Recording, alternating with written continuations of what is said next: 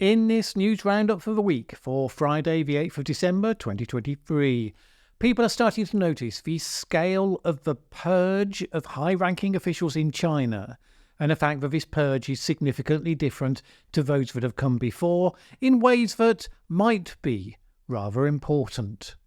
Vladimir Putin confirms he will run for president of Russia again in 2024, and it comes at a point where it seems as though a number of things are now starting to turn his way. And former UK Prime Minister Boris Johnson gives public evidence to the COVID inquiry, and it's remarkable how low profile it's been amongst the media and his former colleagues. But is the real problem the thing that he probably should say, probably wants to say, or at least somebody should say, but nobody dares? As the world is rather focused on what's happening in Gaza, and when it remembers, of course, in Ukraine, the big question is growing as to exactly what is happening right now in China. We've been seeing for a while signs that something of a purge has quietly been going on in the ranks of the CCP, and it seems to be a much bigger deal than the relatively small amount of media coverage would suggest. On the one hand, you might say, well, of course, President Xi Jinping is an authoritarian dictator, even if they're not fond of those words being used about him. So we should, of course, expect that his internal enemies will have a relatively low life expectancy. And that was certainly the case in the early period of his reign in 2012, where in the name of anti-corruption, it's been estimated that millions of officials were removed at all the various levels of seniority from the top to the very bottom. But the new purge, that seems to be targeting not active elements of hostile and opposing political factions, but loyalists from Xi Jinping's own inner circle, people who he only recently elevated because they were amongst the trusted few. Which kind of makes you wonder just how stable the regime actually is right now, politically. The highest profile victims have been China's foreign and defence ministers, both Xi Jinping loyalists, hand-picked by him, promoted into their senior roles just months before they went missing. But also the generals in charge of China's nuclear weapons program. So not everything's going to plan in that department, I guess, which could be good news or bad news, depending on exactly how the details play out. Then there's some of the most senior officials overseeing the Chinese financial sector. Well, fair enough, you might say things have not been going great there, but some of those former Xi agents have apparently died in custody, which suggests something other than being removed because of the state of the economy. Then there's the recent death of Li Keqiang, China's former, only recently retired, Prime Minister. We are told that he died of a heart attack in a swimming pool in Shanghai. The sort of tragedy that could happen to anyone, you might say. But then why did Xi Jinping order that public mourning for Li should be heavily downplayed? It's been reported that some are now making the suggestion of heart attack in a swimming pool as being the equivalent of the Russian fell out of a window. The danger to a country from having an authoritarian dictator, notwithstanding the possibility that you personally get purged for some probably ridiculous reason you couldn't have avoided if you tried, is that the concentration of power in one man's hands becomes truly dangerous when that individual ends up paranoid and isolated. And the mechanics of holding power in that situation and defending it against those who would rebel almost inevitably leads to that paranoia and isolation as standard. There's also the paranoia, of course, that comes from having made real external enemies. The former foreign minister was one of those who, it's been suggested, came about because of the belief that he had been compromised by Western intelligence agencies. Note as well that in the summer this year, Bill Burns, the director of the CIA, commented that the agency had made progress in rebuilding its network of spies within China and that it had, quote, a strong human intelligence capability in the country.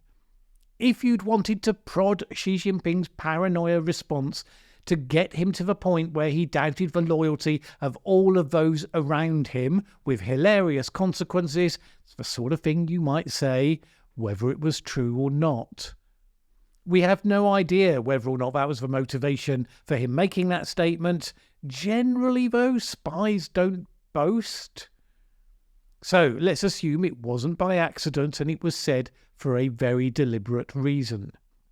The news website Politico reported that it was seeing the ripple effect of all of this. It said this: one senior Chinese finance official who speaks fluent English and is a regular fixture on the international conference circuit told Politico by email that he could no longer attend an upcoming event outside China and was unable to speak on the phone.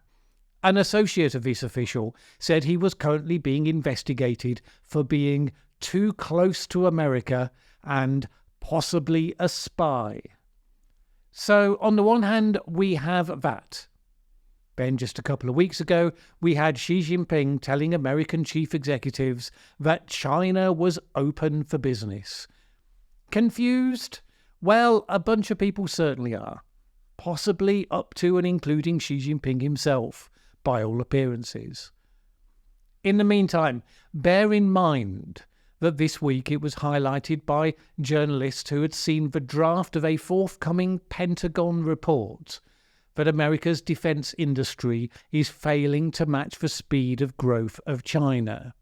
According to the draft, the US defense industry, quote, does not possess the capacity, capability, responsiveness or resilience required to satisfy the full range of military production needs at speed and scale. That's not entirely news, to be fair, and it's no doubt informed by the armaments and ammunition burn witnessed in the last 2 years of war in Ukraine. Now, it's not that America doesn't have the best weapons. Right now, it still does. It just can't produce them quickly enough. The key problem is in the production supply chain. Quote again, it has become clear that insufficient production and supply capacity are now deeply entrenched problems throughout all tiers of production supply chains. Now, that, you might think, is a problem that's going to take time, money, probably political will to solve. No quick fixes to come off with a sweep of the president's pen. China will be taking note, but probably also so will Vladimir Putin, as he sees increasing signs that his approach to the long game is starting to pay dividends. His long game extends to at least 2030, it seems. And we know that because the 71-year-old president, I say that, but he's still just a spring chicken compared to the two most likely American contenders, has confirmed what everyone already knew, which is that he will be running again for the 2024 election. Now, this will be a free and fair election, of course, at least if you ignore the high propensity for any alternative candidates who look like they may carry real support to meet with unfortunate accidents or to turn out to be engaged in corruption and hence thrown into prison. Nearly all his opponents are already either in exile or in prison, particularly after the sweeping crackdown that was launched in the aftermath of the Ukraine invasion. One of those figures, the jailed Alexei Navalny, called on Russians to vote on an anyone but Putin basis. But right now, it's considered all but certain that Putin will win the election.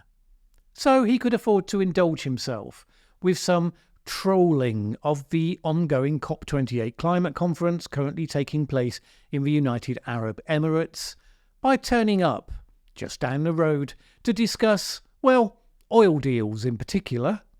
The UAE government received him with all the pomp and ceremony that Putin could possibly have hoped for, particularly considering that technically he has an arrest warrant from the International Criminal Court against him and he should have been arrested. One reason why he hasn't been travelling to many international summits lately.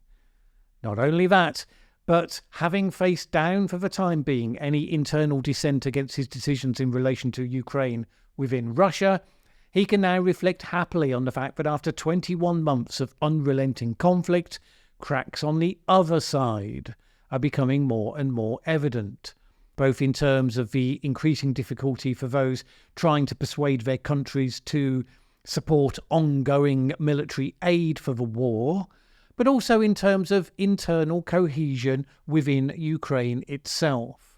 One political analyst in Kiev was reported as saying that severe fatigue from the war has made Ukrainian disappointment in the lack of a breakthrough from the counter-offensive a major issue, even though the majority obviously remain united in the objective of resisting Russia.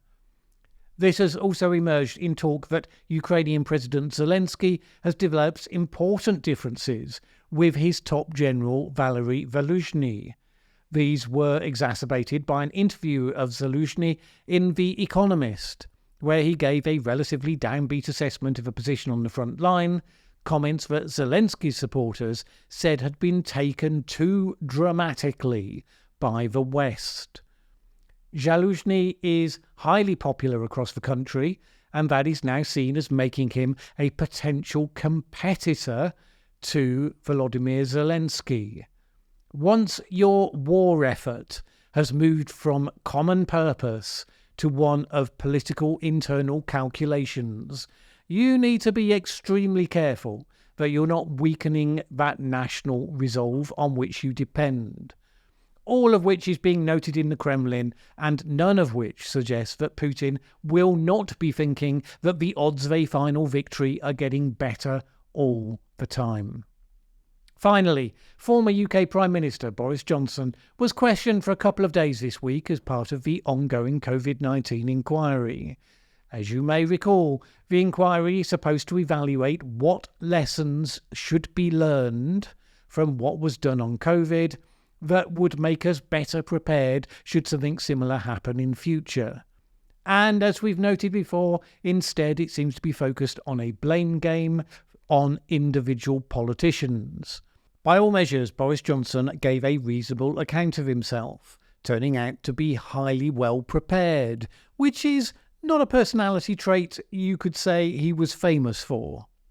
But the really interesting thing was just how little attention this long-awaited showdown actually received. MPs and ministers have been admitting that they hadn't watched any of Johnson's evidence, and even those who had been ranked amongst his best supporters professed a relative lack of interest in the proceedings. Part of that was simply that they were focused on the controversy of the moment, which is the legislative attempt by the current Prime Minister Rishi Sunak to keep out boatloads of asylum seekers. But part was also, according to several who were quoted by a Westminster journalist, that it's just no longer seen as particularly topical or relevant. Boris Johnson, they said, who, remember, has left Parliament now, so can no longer be in the running for a comeback of any sort, he was yesterday's man, and so none of the politicians were really that interested in him anymore.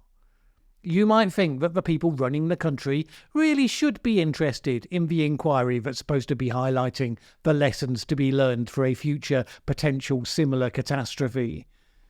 But it's not entirely unreasonable to suggest that the key learnings that come out of all of that not likely to be the ones coming out of Boris Johnson's mouth as he tries to defend his own reputation against charges, all of which we have already heard in the public domain anyway. Part of the problem is that politicians aren't allowed to say the things that actually should be said, because if they do say those things, it will go down as a massive gaffe. So when Johnson started, he followed the prescribed script by apologising for all the people who had suffered pain and consequence from COVID-19. And that was the moment when some stood up with placards to protest, saying that apologies can't bring people back from the dead and all of those sorts of things. What really needed saying by someone is that while the pain and the hurt of those who have lost loved ones is entirely understandable, anyone should be able to sympathise with their position. Convincing yourself that if only the government had done something differently, your loved ones would still be here, that is almost certainly false. And it makes it hard for the people concerned to move on from their grief. Governments can't guarantee that your elderly parents won't catch a virus and die. No government anywhere in the world has been able to do that. Governments won't meet novel crises without making some mistakes. Again, no government anywhere in the world was able to do that. There comes a point where people need to accept that there are problems that we need to face in life, where we all take responsibility for what we do, and we do so on the basis that the government isn't coming to save us. This isn't an argument for small government specifically, just for realism in what the institution, however well or badly funded, can actually be expected to achieve in the real world.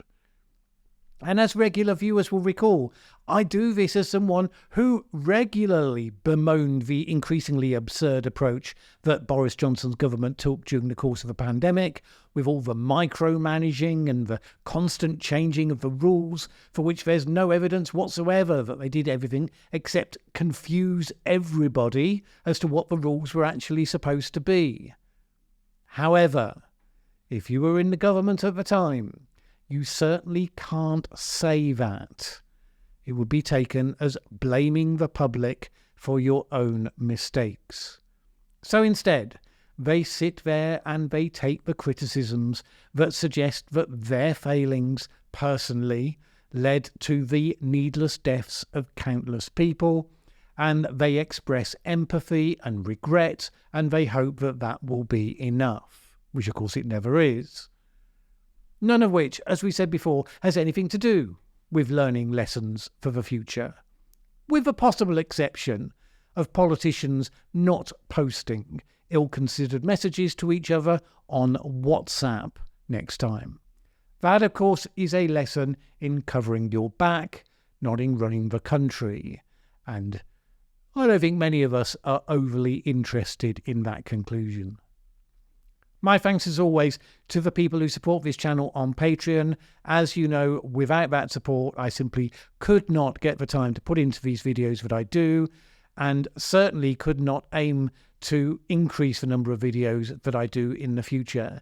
If you would like to help make that happen, you could join those people by going to patreon.com/Mallen Baker. There are other ways to support the channel in the video description below. Thanks very much. See you next week.